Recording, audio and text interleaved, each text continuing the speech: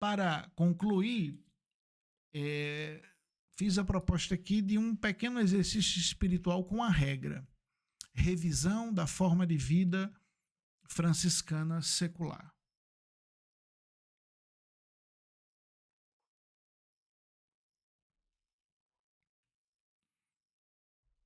Que possamos fazer isso não só agora, que você, nesse momento que você escuta ou vê, né, essa formação, esse texto, mas durante todo o ano, né, durante toda a vida. É preciso não só uma renovação da UFS enquanto instituição, enquanto fraternidades, mas também individualmente, cada franciscano e franciscana secular, né? E uma fraternidade muda, a instituição só muda quando também os irmãos que fazem, né, a UFS mudam, quer dizer, põem em prática esse movimento, essa dinâmica da penitência, né, da conversão. Primeiro, eu que professei a regra renovada, sinto-me pertencente a uma família religiosa, né? Entende isso? Eu sinto que pertenço a uma família religiosa, ou eu estou ligado a vários grupos que não tem problema de servir a igreja em vários grupos, mas assim, a minha família religiosa é a franciscana, porque se eu professei tem que ser. A prioridade é a família. Esses outros grupos devem ser algum serviço que a gente deve estar à disposição pelos dons que o Espírito Santo nos dá, ajudar a paróquia, a diocese, etc. Mas a nossa família religiosa é a família franciscana. A ordem franciscana é a nossa casa primeira, né? Vamos dizer assim, a igreja doméstica. Então temos que dar prioridade a essa dimensão, senão não faz sentido ser franciscano e franciscana, né? Mas vamos retomar. Eu que professei a regra renovada, sinto-me pertencente a uma família religiosa, inseridos numa tradição espiritual de homens e mulheres franciscanos seculares, dos quais a igreja já elevou centenas às honras dos altares, como beatos e santos, ratificando a possibilidade de santificação através da regra. Eu conheço essa história, essa tradição, quer dizer, eu continuo, né?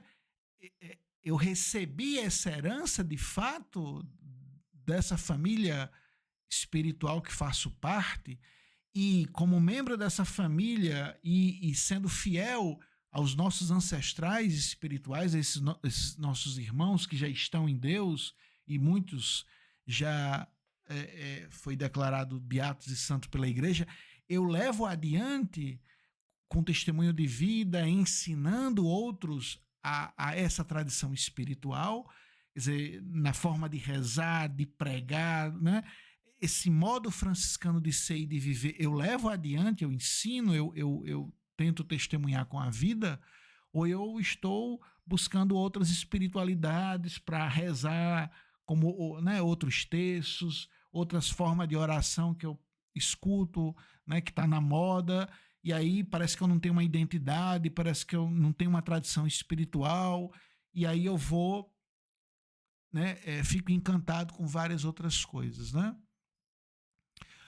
Então, ou o meu modo de ser, de pensar, de ter o espírito de oração e devoção, de sentir a igreja e com a igreja, no fundo, não é verdadeiramente franciscano, mas espelha uma forma de vida de outros movimentos eclesiais e pastorais. Segundo ponto. Eu que professei a regra renovada da ordem franciscana secular, conheço de fato a regra professada, sua história e espiritualidade nela fundamentada? Conheço. Ou não conheço a regra, apesar de professo, acreditando justificar essa falta de conhecimento pelo fato de conhecer e buscar viver o evangelho? Tenho devoção por Francisco e Clara e por muitos beatos e santos da primeira e segunda ordem, mas não conheço os beatos e santos da ordem franciscana secular, que se santificaram com a nossa regra, que viveram a vida na secularidade, casado com filho, professor, político, empregada doméstica, costureira, né, etc.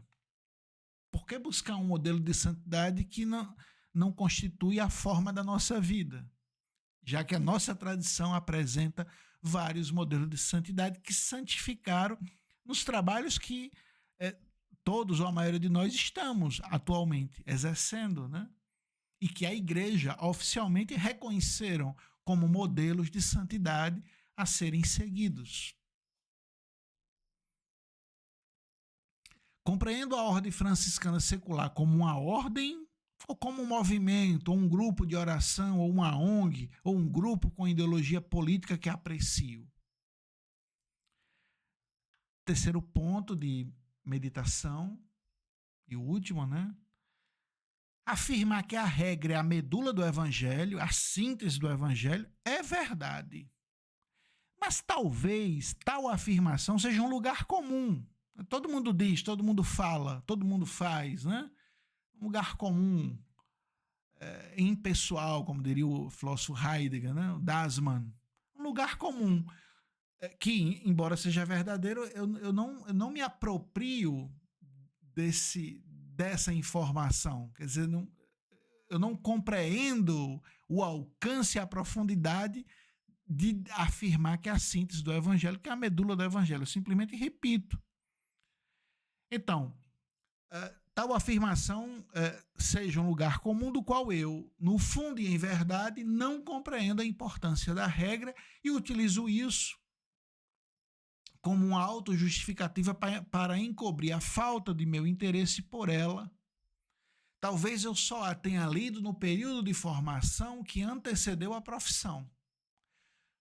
Vamos mudar essa realidade para uma identificação com o espírito franciscano secular, ou para uma apropriação desse espírito com a boa disposição para transformá-lo em testemunho de vida na secularidade.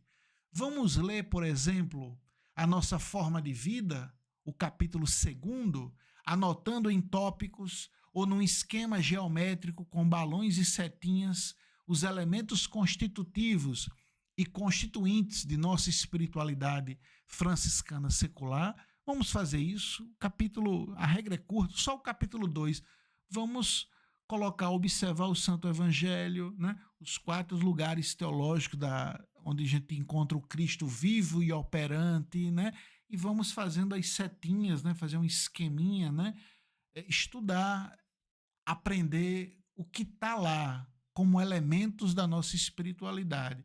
E com certeza iremos nos identificar, porque é a nossa vida, é a nossa vocação, é o que professamos, e a partir daí, tendo mais clareza e consciência da nossa espiritualidade, tentar desenvolver mais alguns aspectos que você sente que não está tão desenvolvido em relação a outros aspectos. Por ocasião desses 48 anos da regra renovada, possamos com mais intensidade nos dispor a ler, conhecer, amar e viver o espírito renovado de nossa regra e assim contribuir para manifestar o carisma franciscano secular dentro da família franciscana e no seio de toda a sociedade contemporânea. Em louvor de Cristo. Amém. Paz e bem a todos e a todas.